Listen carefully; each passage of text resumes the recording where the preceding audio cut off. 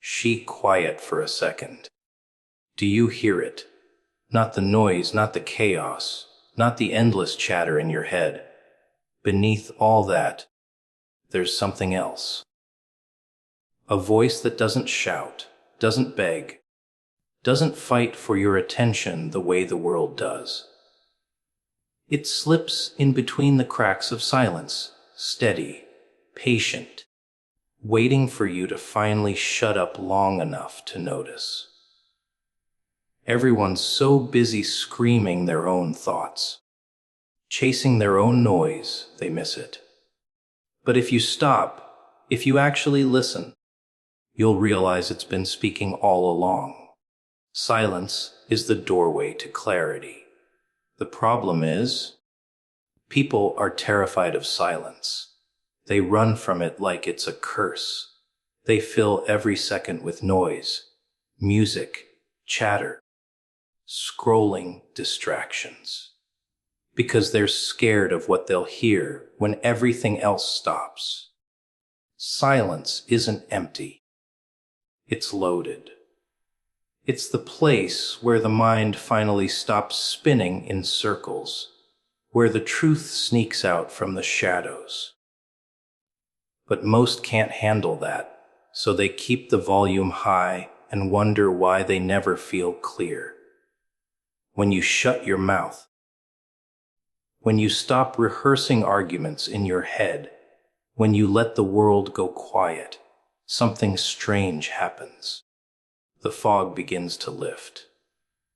The noise you thought was part of life reveals itself for what it really is: interference. All those opinions, all those fears, all that mental static, it drowns out the signal. And the signal isn't weak. It's just patient. It won't fight to be heard. It waits for you to create the space. That's why silence feels so heavy, because it forces you to face what's been buried under the distractions. Clarity doesn't come with volume. It comes with stillness. It's the reason people who stop running for a moment suddenly realize what they actually want. They didn't figure it out because the answer magically appeared. They figured it out because the answer was always there. But silence was the only doorway that let them walk into it. Without it, the truth gets smothered. With it, the truth has room to breathe. But silence isn't easy.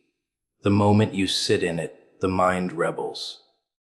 It shouts louder, throws old memories at you, digs up every doubt and fear, trying to keep the noise alive. It doesn't want silence, because silence exposes it. Silence strips away the excuses, the masks, the stories you've been feeding yourself. That's why people panic when things get quiet. Not because nothing's happening, but because too much is happening. The lies start breaking down. And what's left is the raw voice you've been running from. The doorway to clarity isn't comfortable. It doesn't always feel peaceful at first. It can feel like standing naked in front of yourself. No distractions to hide behind, no noise to cover your thoughts. But push through that discomfort, and clarity begins to emerge. Slowly, then suddenly. Patterns you couldn't see before. Answers you were begging for. Directions you kept asking about. They don't come from outside. They rise from within the silence. People think silence is wasted time, but it's the most productive thing you can give yourself. Because every step you take without clarity is wasted energy. You rush, you push, you fight. But if you're going in the wrong direction, it's all useless. Silence saves you from that. It opens the doorway to the map, to the compass, to the guidance you've been too noisy to hear. The minutes you spend in silence are the hours you save wandering lost. And here's the paradox. Silence isn't about nothing. It's about everything. Everything you've been running from. Everything you've been searching for. It's all there. But you have to walk through the doorway first. And the doorway isn't marked with neon signs or flashing lights. It's marked with stillness, with shutting up long enough to listen, with daring to be uncomfortable in the quiet. Clarity doesn't scream. It waits. It waits in the silence for the one who's willing to stop filling the air with their own noise. And when you finally step through that doorway, you realize it wasn't clarity that was hiding. It was you. You hid behind chaos, behind distraction, behind excuses. But silence strips all that away and shows you what's real. And once you see it, you can't unsee it. Noise drowns the divine. That's the trick of the world. It keeps you busy, loud, distracted, so you never hear what's been whispering underneath it all. Every screen buzzing, every voice shouting, every thought racing. It's all just clutter designed to keep you deaf to the one sound that actually matters. You mistake the noise for life, but really it's camouflage, layers of static covering up the signal. And the signal doesn't shout over it, because it doesn't need to. It just waits, buried under all the chaos you keep inviting in. You wake up, and the noise starts before your feet touch the floor. Notifications, chatter, endless information flooding your mind before you've even had a chance to breathe. And then you wonder why you feel disconnected, why you feel empty. The divine doesn't fight through that chaos. It's not going to scream over the carnival you built in your head. If you can't silence the circus, you'll never hear the whisper. And that whisper has been there the whole time, steady, patient, unchanging. You just drown it every day with your addiction to sound. Noise is seductive. It makes you feel alive, makes you feel like something's happening.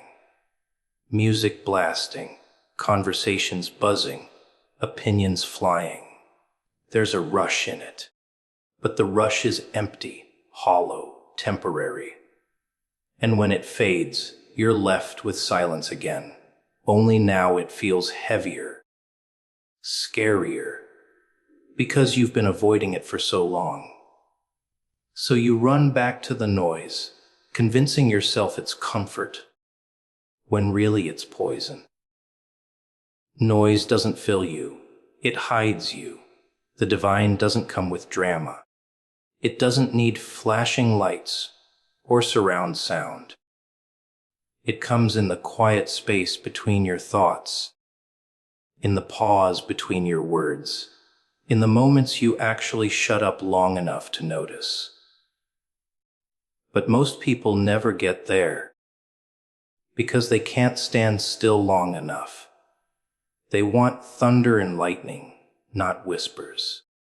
But the truth doesn't need to be loud to be real. It just needs you to be still enough to hear it. Noise drowns it, and not just the external noise. The internal noise is worse. The endless self-talk, the arguments you replay, the fears screaming in your head. That noise is the loudest of all. You're so busy listening to your own chaos that you can't hear the voice that cuts through it. And that's the tragedy. Because it's not that the divine isn't speaking. It's that you won't shut up. The moments of clarity people describe, the breakthroughs, the sudden peace. It's not that something new appeared. It's that, for once, the noise stopped long enough for them to notice what was already there. That's why so many hear it in nature, or in the middle of the night, or in a deep pause after chaos. Because those are the rare moments the noise finally dies, and in the silence, the whisper comes through. Not because it arrived, but because it was always waiting. Noise makes you deaf to truth. It keeps you running, keeps you distracted, keeps you from ever sitting with yourself. Because if you did, you'd realize the answers you've been chasing in the noise were never in it. The answers were under it. And that's the cruelest trick. The more noise you invite, the further you drift from what you're actually searching for. The divine doesn't shout. It doesn't compete. It doesn't chase. It waits. And as long as you keep flooding your life with noise, you'll mistake the static for reality. You'll live half-deaf, chasing voices that mean nothing, while ignoring the one voice that means everything. The world screams, the divine whispers, and only the one who silences the world will ever hear it. Stillness sharpens the inner ear. People think hearing is just about sound, about vibrations bouncing off the drum inside your head. But real hearing goes deeper than that. It's not your ears that struggle, it's your attention. You've trained yourself to pick up noise, to grab the loudest, flashiest sound in the room. But you've forgotten how to listen beneath it. That's where stillness comes in. Stillness doesn't just quiet the outside, it tunes the inside. It sharpens the ear that doesn't live on the side of your head, but in the middle of your soul. Most people never train it, never even notice it exists, because they're always in motion.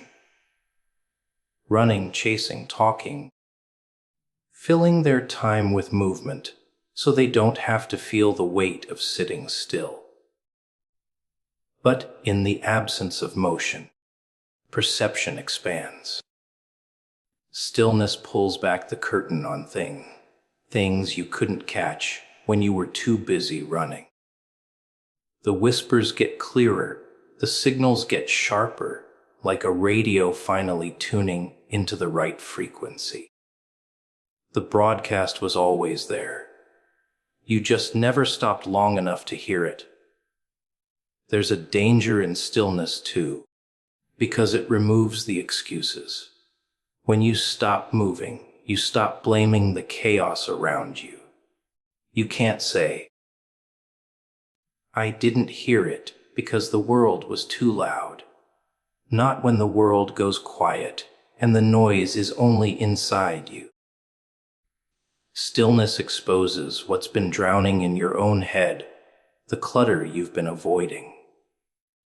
And when it clears, when the storm settles, what's left is raw, undeniable truth. That's why stillness feels uncomfortable at first. It strips away the masks you use to distract yourself. But the discomfort is temporary. Push past it and stillness becomes a weapon. It cuts through the static, slices apart the illusions, makes every whisper stand out with precision. The inner ear sharpens like a blade, and suddenly you're hearing things you missed for years. Guidance in the smallest nudge. Clarity in the simplest thought. Direction in what felt like emptiness before. The world didn't change. You did. You tuned in. It's almost funny how desperate people are for signs, for confirmation, for guidance. They pray for it, beg for it, demand it. and then drown it out with their own noise. Stillness is the answer they avoid because it requires discipline, patience, surrender. But the sharper your inner ear, the less you need the world to scream. You don't need a burning bush. You don't need thunder in the sky. You catch the whisper before it fades. You sense the shift before it becomes obvious. That's the power of stillness. It gives you early access to the truth, and the world hates it. The world thrives on your noise, on keeping you distracted, on making sure you never sharpen that ear. Because if you did, you'd stop being manipulated by volume. You wouldn't chase the loudest voice, the biggest crowd, the flashiest distraction. You'd know the difference between noise and signal. Stillness trains you to hear the subtle, the authentic, the real, while everyone else keeps mistaking chaos for direction. The inner ear isn't physical. It's that sense deep inside that recognizes resonance, that knows when something is true, even before you can explain why. But it only sharpens when you sit in the quiet, when you let the storm die down. And once it sharpens, it doesn't go back. You can't unhear the difference. Noise becomes obvious, fake voices ring hollow, distractions lose their grip.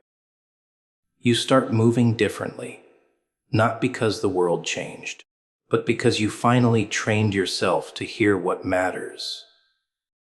Stillness doesn't just sharpen, it transforms. It takes you from being a slave to noise into someone who can cut through it like glass. And in a world addicted to sound, that kind of clarity is power. The quiet holds the answers. Funny how people search everywhere. Books, screens, other people's mouths, hoping to stumble on the solution to their mess, when half the time it's been sitting in the silence they're too afraid to enter. Answers don't like being shouted. They don't live in the chaos. They hide in plain sight, in the quiet corners where nobody bothers to look. And the irony is, the harder you search out there, the further you drift from what's waiting in here. Think about it. Every time life twists you into knots, your first instinct is to ask someone else, to drown your confusion in advice, in noise, in endless options. And what happens? You get even more tangled because everyone throws their version of the truth at you. Their fear, their bias, their broken lens poured into your ears until you're carrying their noise on top of your own. But the quiet doesn't confuse. It doesn't add to the pile. It strips things down, takes the layers off, and leaves you staring at what's real. The quiet doesn't flatter you. It doesn't tell you what you want to hear. That's why people avoid it. In the noise, you can choose the voice that comforts you, the one that feeds your excuses. But the quiet doesn't play games. It doesn't negotiate. It tells you what you already know, but don't want to face. That's the cruel kindness of silence. It doesn't invent answers, it uncovers them. The ones buried under fear, under denial, under the endless distractions you use to avoid the truth. People say they can't find clarity, but what they really mean is they don't like the clarity they've already found. Because deep down in the quiet, you know. You always knew. You just didn't want to admit it. The job you should leave, the relationship that's rotting, The dream you've been too scared to chase. The answer was there, whispering in the quiet. But you drowned it out with everyone else's noise, hoping maybe someone would give you a different version of the truth. But the quiet doesn't rewrite reality. It just hands it back to you raw, without sugarcoating. That's why the quiet feels heavy at first. It's not because it's empty. It's because it's full. Full of the answers you've been dodging. Full of the direction you begged for, but didn't really want. Full of the truth you tried to bury. And once you sit in it long enough, it starts to break through. The pieces click. The confusion untangles. The thing you thought was so complicated suddenly looks simple. Not easy, but simple. The quiet isn't complicated. It's honest. The world doesn't want you to believe that.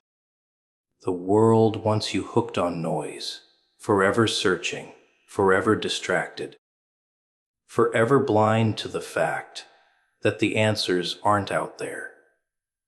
They're in the silence you won't touch. Because if you figured that out, you wouldn't need the noise. You wouldn't need their voices. You'd know where to go, what to cut, what to build, what to leave behind. And once you know, you can't be controlled. That's why silence is dangerous. It frees you. The quiet holds the answers, but it won't chase you. It won't throw itself in your face. You have to go to it. You have to choose it. You have to risk being uncomfortable long enough for the truth to surface. And when it does, it doesn't come with fireworks or applause. It comes like a whisper you can't unhear, like a truth you can't deny. And that's the point. You don't need noise when the quiet has already spoken. Listening is harder than speaking. Anyone can flap their lips, spill words like confetti, make noise just to feel alive. Talking is easy. It's control. It's distraction.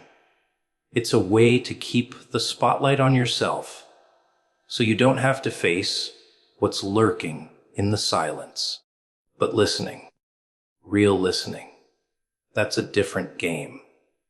That requires shutting down your ego, muting your excuses, and actually letting something outside of you seep in. And most people can't stand that. They don't want to hear. They want to be heard.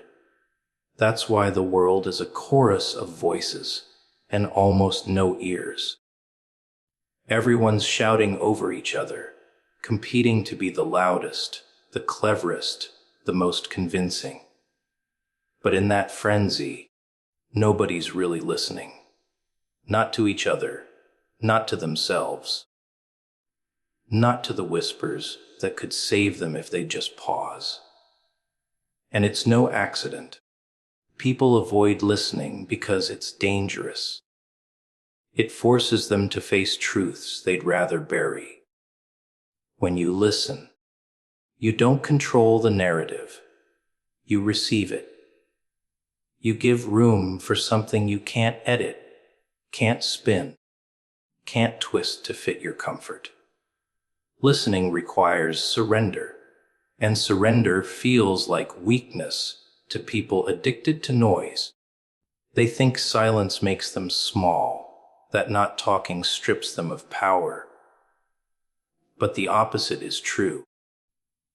The strongest person in the room isn't the one barking orders. It's the one who's still enough to catch what everyone else missed. The one who lets the noise pass, filters through it, and hears the one note of truth ringing under all the chaos. That's power, not the volume of your voice, but the precision of your ear. But listening is hard because it demands patience.